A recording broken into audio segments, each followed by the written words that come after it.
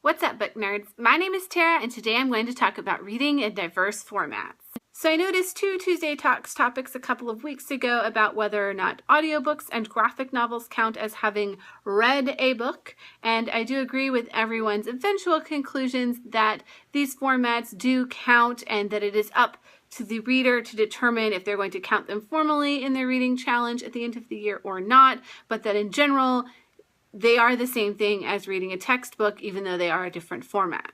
There's no need to criticize other people's choices, though some people may choose to only count certain books for various reasons that are up to them. When I do my yearly Goodreads challenge, I do usually break down those books at the end of the year by category of what type of format they are so that I can see what I'm reading. So for example, I might read 30 physical books, 10 ebooks, 35 audiobooks, and 10 graphic novels. Woohoo! Those all count as reading, and I can go on with my year saying that I've met my yearly reading goal, and I'm happy with that. But I do try to pay attention to this balance at the end of the year because I want to make sure that I'm maintaining a healthy balance in the types of books and the formats of books that I read. So graphic novels are really important to me because they usually force me to step outside of my comfort zone and read things that I might not otherwise read. Audiobooks are important to me because I like to keep my brain busy while I'm exercising, cleaning the house, or driving, and I also struggle with listening to things orally, so it's really good practice for me to kind of keep my brain active. Ebooks are important to me because I'm really trying to read through all of the books that are sitting on my Kindle because they're not as easy to see because they're just digital in a digital space. And finally, physical books are important to me because, well, do I really need to explain that to you? I think we all get the love of the physical book.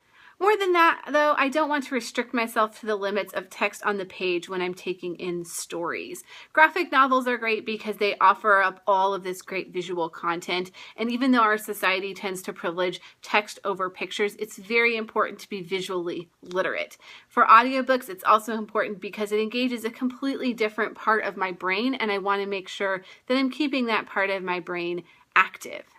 There are so many sophisticated literacy skills to be found in each of the different formats, and I want to make sure that I'm getting exposure to all of them throughout the year.